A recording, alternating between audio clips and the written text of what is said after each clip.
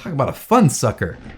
Actually, it's step 6 where you move your miniature. You haven't created your dice pool yet. I know you have enough, but I don't want you to move your mini and then do it because the rule book said, nah, that's dumb. That's dumb. I can't handle that. Rulebooks suck. It breaks the entire game if you botch it, and we never invest in it enough. We don't want to actually pay because it's expensive. It is. What's up, Rockstars? Today is going to be an interesting video. It's be different than anything I've ever done before. I'm going to be critiquing a rulebook, but not to review the rulebook, but to discuss rulebooks in general. They affect every single one of the games we play in this hobby space, and it's about time we've actually discussed them properly.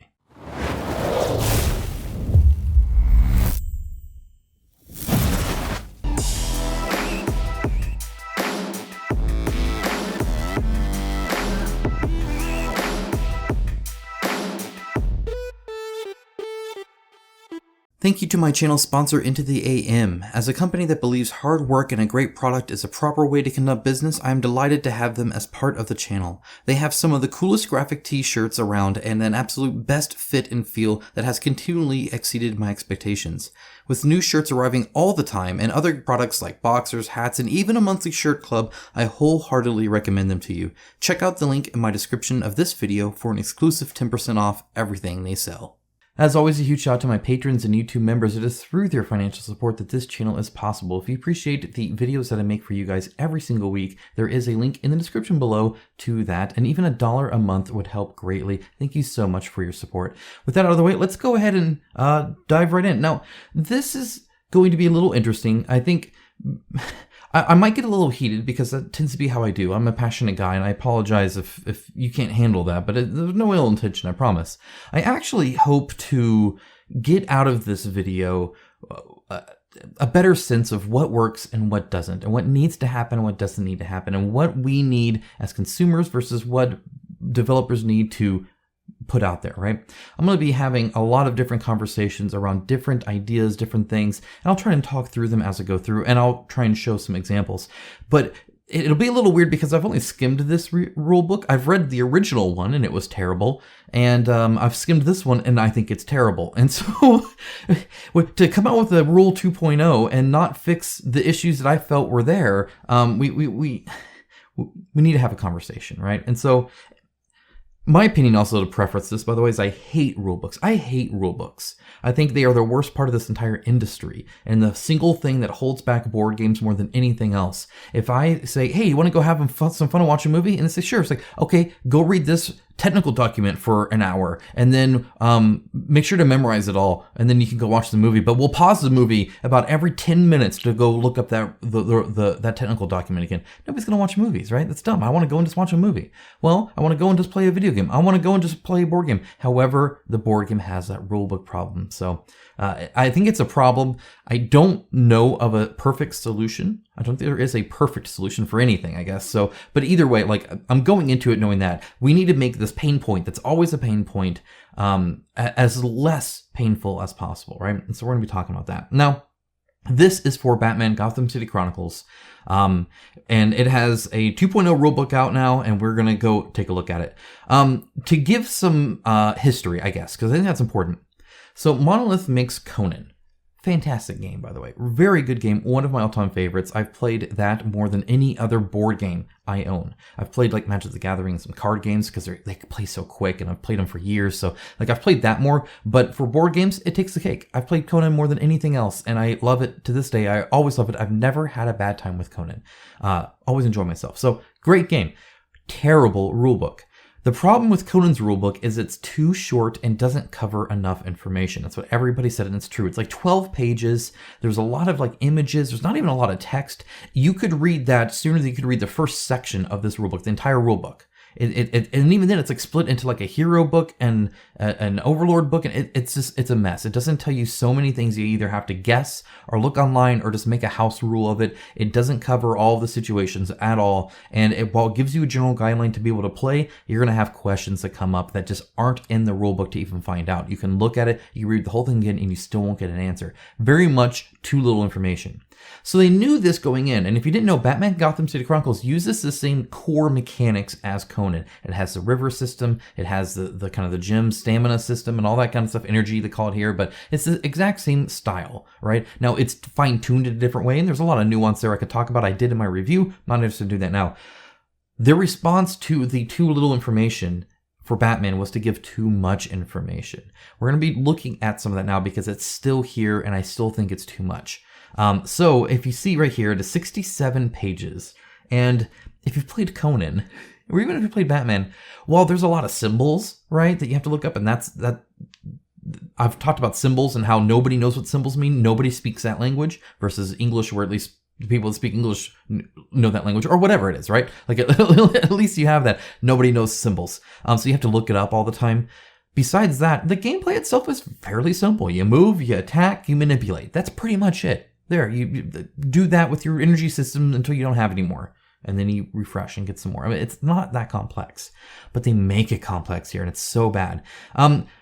Yeah, I guess I'll just start going through it. So, I mean, I like a lot of this kind of stuff. Like, I like being able to see the items. I like the ability to see the name of it, the count, and an image. That's very helpful. So I know the difference between, this card versus that card or something like that. They have this formatting in here that's thematic, but unhelpful and unintuitive, that I don't actually like too much. I think there's just too much of it, if that makes sense. So you have the header here, and then you have subheaders, and then you have counts within the headers, and then you have little pluses to put the subheaders in, and then you have the image overlay, and then you have the text, and they're all separate compartments. It reminds me of an old video game application where there's grouped box controls, right? All these radio buttons here and all that. It's just too much. That being said, all this, fine. That's fine. We're going to keep going. We're going to talk about, I think, the first pain point I really have. Besides the fact that there's just too much. It's this right here, and you're going to see this a lot. So they have these breakdowns on what to do. And the problem is they do it for everything kind of mindlessly. It's like if there's a header, it needs to have this, whether it makes sense or not. This is 3 steps: upkeep, turn, your turn, their turn. That's it. That's all there is. I don't need this to tell me the 3. Like you can just tell me the 3. It's fine. Or bullet point or whatever. But this whole graph, this whole flow chart, somebody's liked Visio too much, I feel, because it is everything. And it gets so much worse. We're gonna go to movement, and you're gonna see some issues here. Okay, here's movement. Create the move point pool. Okay, what the heck does that even mean? By the way, the movement here is just like many other games, right? Where you can move around and it costs more to move away from people, right? And there's difficult terrain. It's very common. We're all used to it, right? Create the movement point pool. Then you choose a designated area and determine move type. Then you calculate the move cost. The calculation is its own step, apparently. Then you spin the move points and or energy cubes. Then you move the miniature. That's right, step 5 is move the miniature. I'm surprised it's not step 5, pick up the miniature, grab hold firmly. Step 6, move the miniature over the new location. Step 7, drop the miniature down and release gently. Why is move the miniature a step? I just don't understand. It doesn't actually really matter, by the way. You can't control people that much. If somebody wants to move and then make the points, as long as they did it, it doesn't matter. It doesn't have to be step 6 or step 5 of a 6-step process for movement. A very basic move system, by the way. And then apply the effects of the designated terrain, and then you either do a new move or you end your movement. Or you go make a sandwich. Why don't you list that too? It doesn't matter when you move your miniature. You don't be that anal retentive. That's silly. You don't need that. And again, the problem is that then they go and break everything. Now here's create the movement point, and here's all this, and here's all that. This is actually very nice to look up. So this is my first point here. Have you guys played Magic? Have you read the rules? If you didn't know, what Magic does is that it gives you a little piece of paper pretty much that tells you how to play the game, and it teaches you how to play the game. The trick is it doesn't actually tell you every rule, because you don't need every rule. For instance, it won't even describe the stack in detail. If you know what the stack is, it's essentially a timed thing with counters and spells and instants and all this kind of stuff. And it creates a stack of cards and then you flip them over. It's kind of an advanced system. I mean, advanced. We do more here in board games, but for a card game, it's actually fairly advanced to have that timing thing. It's a lot like this, where you move the miniature in step 5. You do that, right? And it's all mechanically driven. They don't even talk about that. Instead, it's because you don't need to. You need to know that like in your 30th game when you have some weird situation because you're fighting some jerk with a blue deck, right? Like that's Magic the Gathering. Or this card and this card in this specific situation create this weird thing. What's the timing on that? Do we both get the token? Does the token come here and then die, or does it not come at all? Is it destroyed or is it killed? Is it, like you get in those weird situations, and they have a plethora of rules. They have a catalog of every judge ruling in an official capacity that you can look up any little thing you want. You can search by your card and find every ruling for that card in all these various situations. They have more rules than you could possibly read in a day. I mean, it's a ton. But that's not teaching you how to play. That's answering a question. And those are two different things. So I am fine if you want to put a Visio flow chart of events where you spell out when I pick up the miniature and when I release the miniature and when the tokens come in and when all this and all this timing stuff. But that's not how you teach somebody how to play the game. That's just going to confuse them. Then there's so much data points. There's so many data points. There's 64 pages of wall-to-wall. Look how dense this text is. It is literally just the margin and walls of text. And it's a simple game. It's not complex at all. I have much more complex games with half the rulebook count because it's so detailed. And it's great to have detail. There's nothing wrong with that. It should be a separate thing because the rulebook's purpose is to teach you how to play the game so that you play the game, not answer every question you might ever have about the game. That is not its purpose. And if you want to put that in the same book, it needs to be a whole separate section, and it needs to be written in a different way. The reason I talk about technical writers a lot, because one of the things it is, it's not just, it's the word choice and stuff like that, it's layout, it's visual stuff, but that's because it's based on taking something very technical and then conveying that information. It's not documentation. This is documentation. Technical writing is about learning something technical. It's teaching. So you have to know, just like a teacher goes to school to learn how to communicate ideas to people, technical writers do that with technical things in a text format. That's what they do. And they do it very well. And they have purposes for things. And stuff like flowcharts and stuff is not teaching anybody anything. I don't learn how to play this game by reading the movement section here. This doesn't teach me how to play. This teaches me the rules. And those are two different things. I can answer any question about the timing of when I move the miniature versus when I calculate the move cost and what the move point pool is. But I can know all that and not know how to play. Have you ever looked at a Kickstarter campaign and they tell you the high level stuff, but you can't get a sense of how the game actually plays? It's because it's just a collection of mechanics that aren't tied together. And that's exactly what this is. It's a whole bunch of rules around all these mechanics, but it doesn't teach you how to play. It's why when I read a rule book, I like it to start super high level. Tell me what I'm doing. Tell me how to win the game, what the objective is, and some high level stuff. Then start diving deep into them in the order that makes sense to have me learn it from one thing to another, right? When I do reviews, besides just having to kind of toss a positive and then a negative and then a positive, because otherwise I'd overload it, and whatever you ended on, it would either be positive or negative, and that would be your assumption. Or if you like the game and you come in and I'm saying nothing but negatives, you're like, what the heck's wrong with this guy? Why is he so angry? Well, there's a lot of reasons for that, but I'm whatever. Anyway, my point is that it can be a logical flow. I try to do it based off of how I experience the game. The first thing you do when you experience the game is the box, right? And unboxing it and opening it up. Your second experience with the game is the rulebook. Before you play it, your experience is the rulebook. And if that's a terrible experience, you may never even get to the game, right? And then once you've experienced the components, once you've experienced the rulebook, you are then ready to experience the game. And then when you do that, it's like, well, what's the first phase? Is the first phase, planning out stuff? Well, I'm going to talk about that, right? So, because then one thing leads to another. Oh, okay, I'm talking about movement on the map. Okay, well, let's talk about combat. Okay, well, let's talk about the dice mechanic. Now let's talk about luck, right? And so it creates a natural flow of logic that your brain can just naturally follow. You don't have to try. You just have to be like, wait, what are we talking about now? What are we doing now, right? If you've ever been in like an advanced math class, you get to a certain point in calculus where the things you're learning aren't related to each other. It's just a whole bunch of different rules, and they just kind of throw it at you, and there's no real way to tie them together. And some people are okay with that, some people are not, but it's less than ideal no matter what, because at the end of the day, you can't naturally just progress. It's always just one thing new, one thing new, one thing new, one thing new. And so the way you construct information, the way you present information, the level of which you provide information, all allows people to learn how to play the game. This is not written that way at all. This is documentation, not how to play Batman Gotham City Chronicles. And this, you don't learn from this. So people who don't know are going to struggle when they read this, especially because they're going to think it's way more complex. It's a very simple move system. It very much is. You get your movement points for free, plus any energy you put in there to add movement points.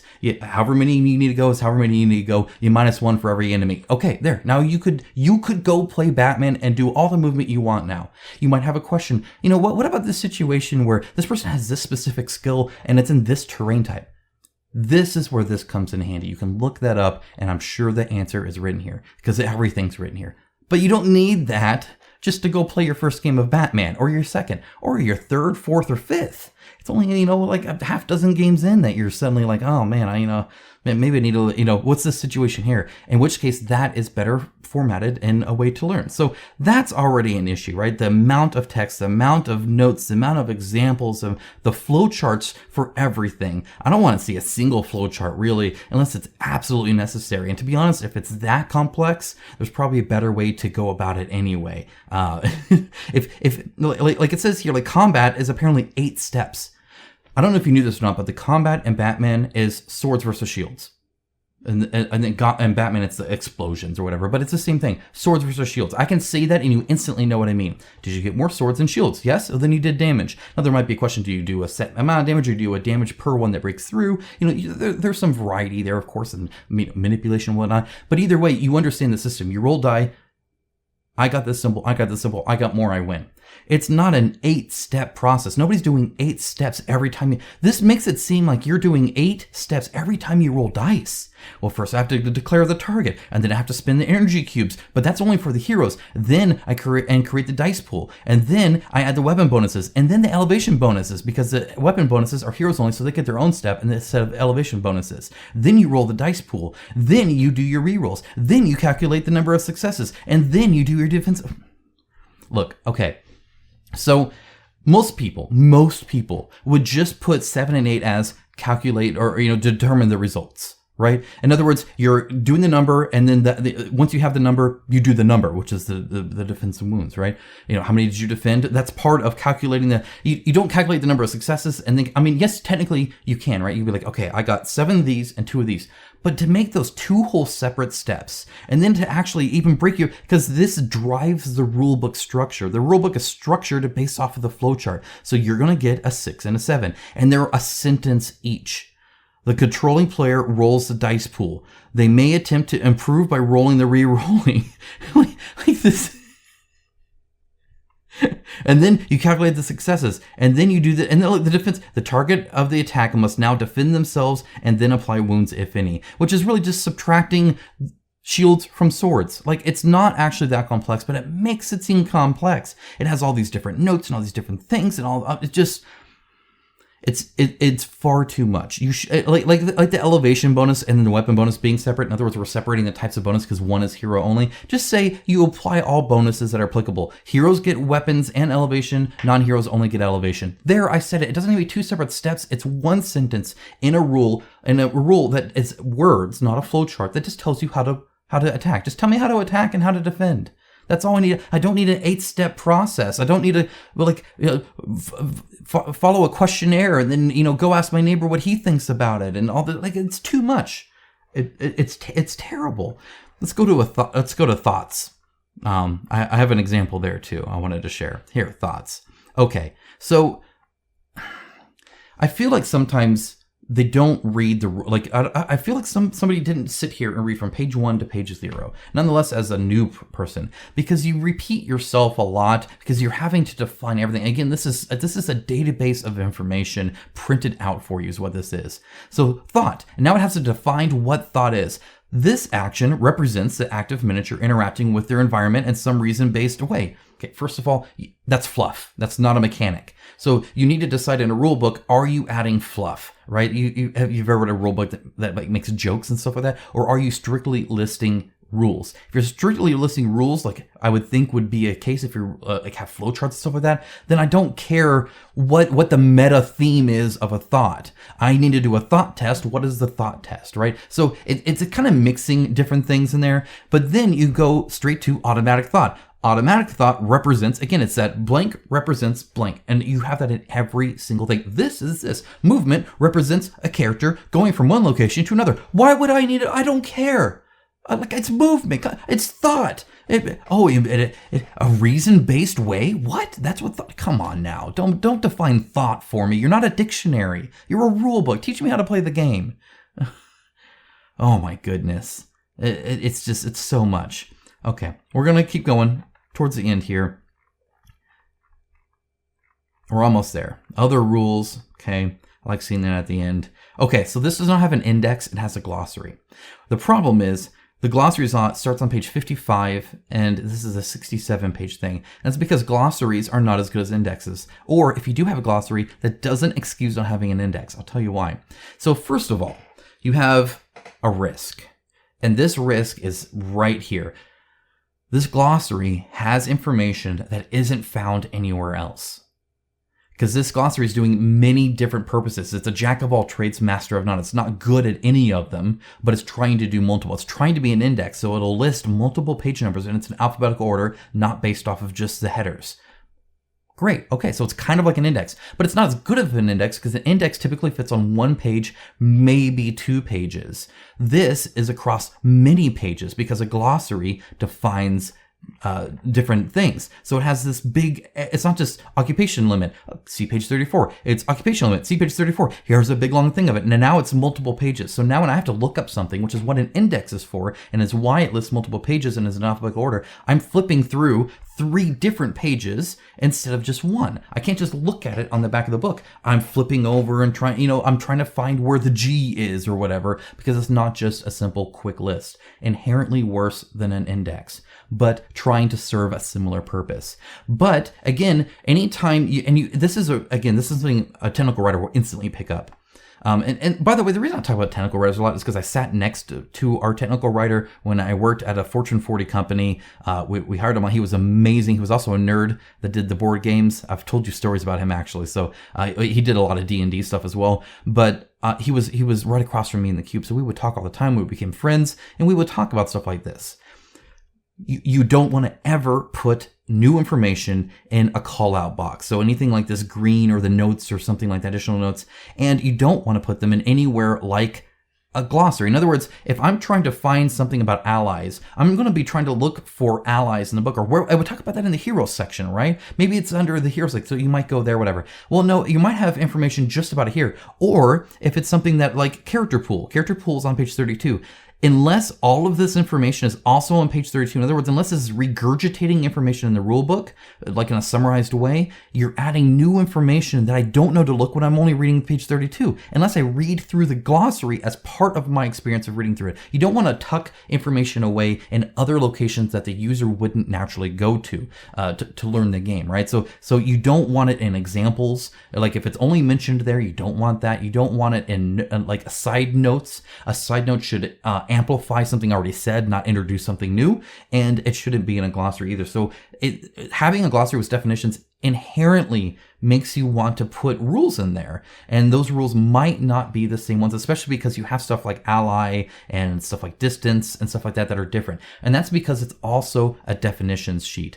One of the biggest things we did when we released our SDKs and APIs and stuff like that is we would have, a work document with it, and our technical writer would write that. And one of the things we would do, especially when it came to like applying to a spec or something like that, is you would define certain words and use those words repeatedly. He would actually bold them, so he would have the start, and like he would define must.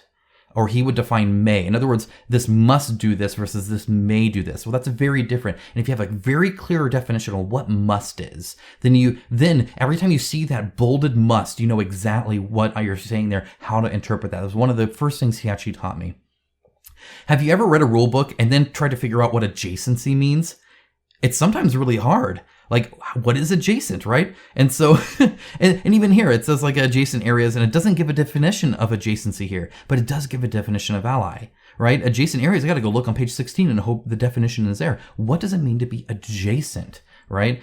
I can't look in the glossary, but if I want to know what an ally is, I need to look in the glossary. So it's just, it's a mishmash of trying to do a whole bunch of things all at once, none of them as good as they could be. This should be a definitions list. This should be a proper index, right? And then by all means, do a glossary too if you want, though that pretty much just leads to a definitions with a page number attached to it, which is kind of what this is, except when it's not a definitions and instead it's just a page number. So it's just kind of messy. And then again, they have examples. Like, why is this example not when it mentions elevation? Like when you tell me the elevation in the rule book, you're telling me the elevation bonus, right?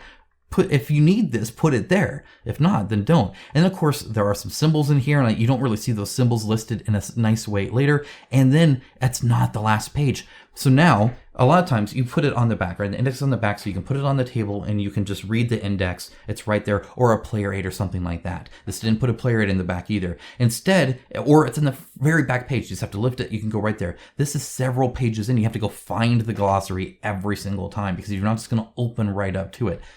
It's not even where they would put the staple, so you can't even get that. Because then they do skills and they kind of list what the different skills are, right? This is the stuff that people have to memorize. It's really hard. But notice, none of these have like a clear definition until later, right? And so then they label each one, again, not in alphabetical order, but notice if you need to look up ambidextery, you're not going to find that in the glossary. You have to find that in the skills section. So again, it's sloppy. It's disorganized. There's no clear structure when it comes to a use case. I have a question about a mechanic.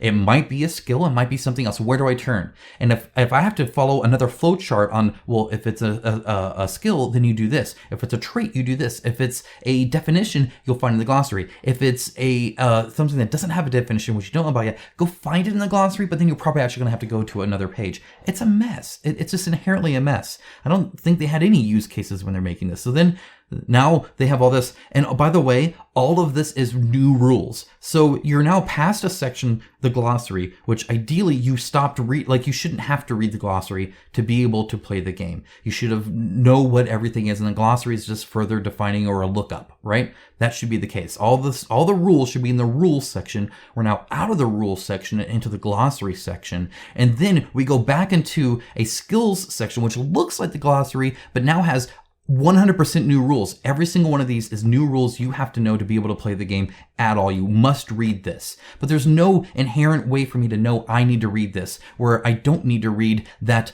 adjacencies on page 32. Like I already read that. Why would I read where it's located? So now you're past a part that you could probably skip, maybe, I don't know, as a reader, to a part where I need to read this and there's no clear indication that I have to read this. What you're going to do is you're going to start playing the game. You're like, wait, what are all these symbols? And you go look them up and then you have to start reading. So then you're only going to read the ones there because you're trying to play with your buddies and it's already on the table and you already ordered the pizza and it's going to get cold and it's just bad, right?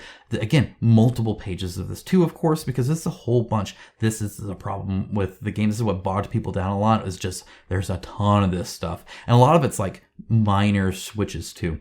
Now we're in traits. Traits is actually one of the last things, so it's kind of where the index almost should be. And it's literally 1, 2, 3, 4, 5 things that you look at like once. Like, oh, hey, my character can fly. Okay, great. I learned about that. Oh, hey, he's got gas immunity. It's literally a sentence definition. A miniature of this trait ignores all wounds they would otherwise suffer from the gas tokens. Done.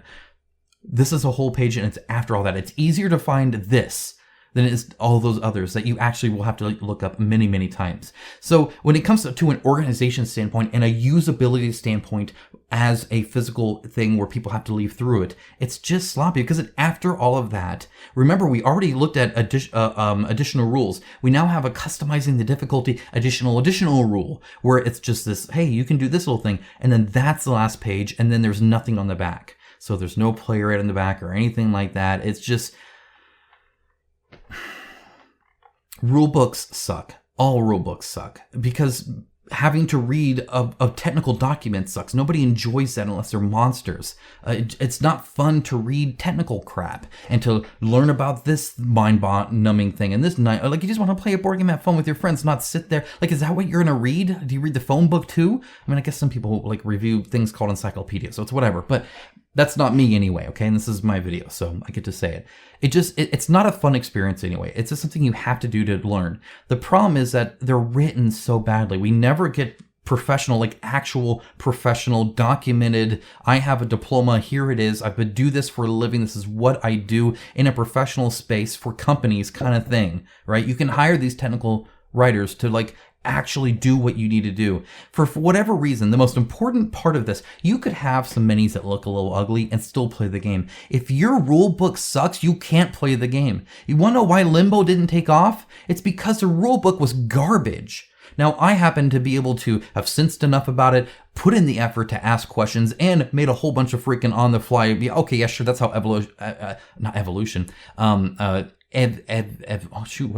Evolution works, because the rules of evolution in Limbo were terrible. The worst rules I've ever read. They were garbage. Or you get Reichbusters and some of your games in a different freaking language. It's not even the same language. What the heck are you gonna do with that? It breaks the entire game if you botch it, and we never invest in it enough. We don't want to actually pay because it's expensive. It is. But I would take a hit on some of the components if it meant that I had a professionally written rulebook that is handcrafted by somebody who understands how to convey detailed technical information in a learnable way to its reader.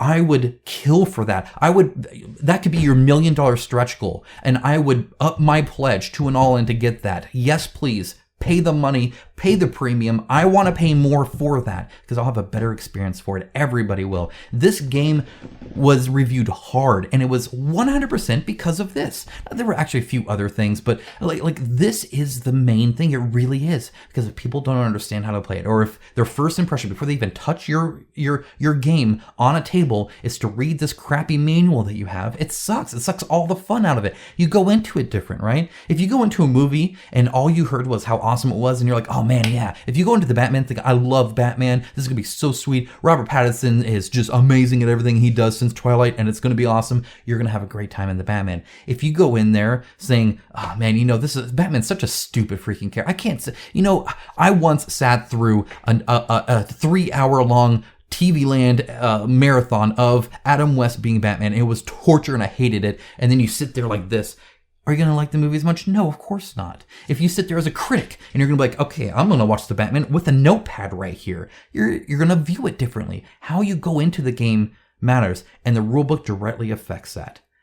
If somebody spat on you on the way into the story could be amazing, but you still got spat on. It's so important to invest money and time into your rulebook. Lots of money. It's the single most important game component you make.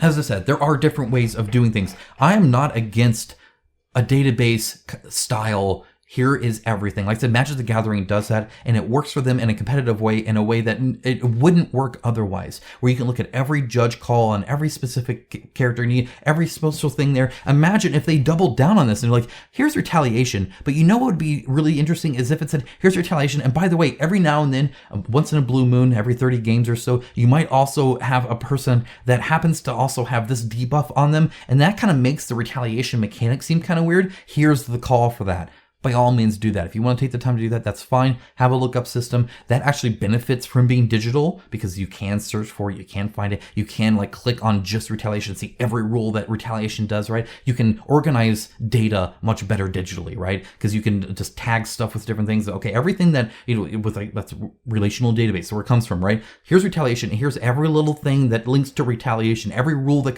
could. I could do movement and see everything movement. It's like a supercharged Super Saiyan index, right? Awesome, cool, do that. But don't teach anybody how to play that. You don't teach Magic the Gathering okay, well, do you have 20 minutes? Sit down, I'm going to talk to you about the timing of a stack deck in every situation, even with the cards you don't already own. And I know you're about to play a game, and I know the cards are not in there. You don't even have that. Don't worry about it. However, this is how I'm going to teach you how to play the game. It's by listing every single little detailed nuance of every single interaction.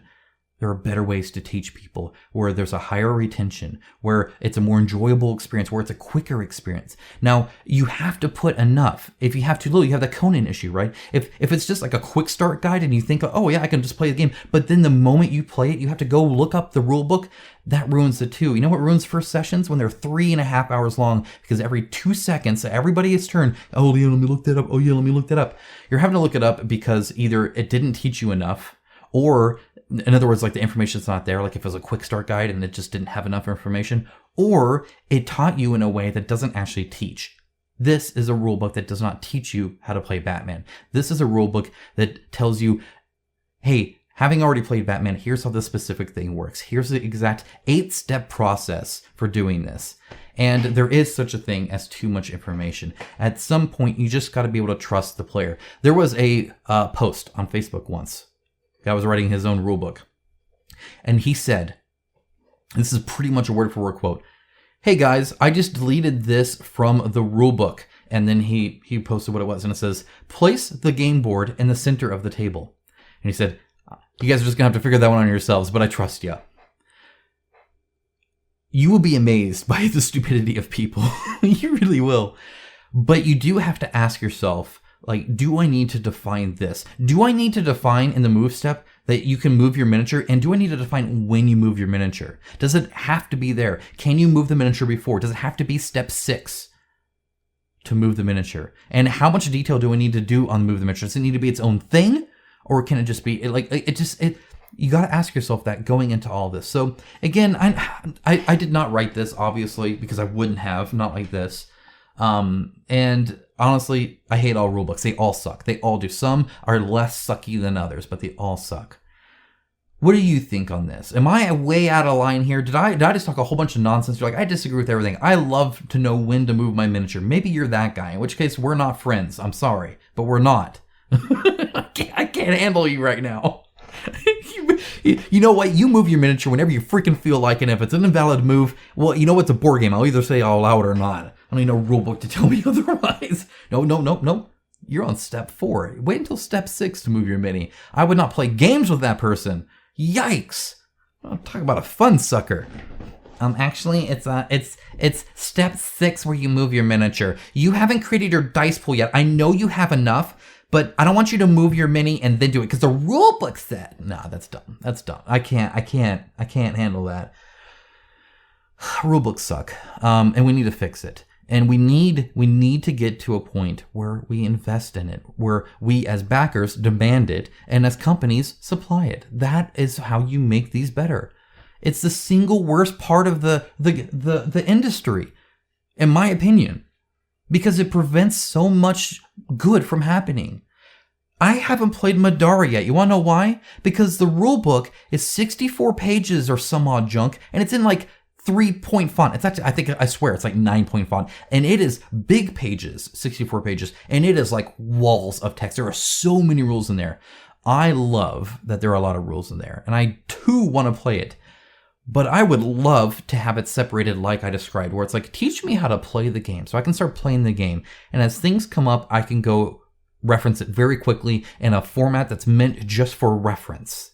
Do that solid for me. Do that, please. Thank you. And I will give me 20 pages. Give me 20 pages of solid information that allows me to actually play the game and legit play it. And then if something does odd come up or something is a little weird or whatever, then I can go and do that. It's just too much.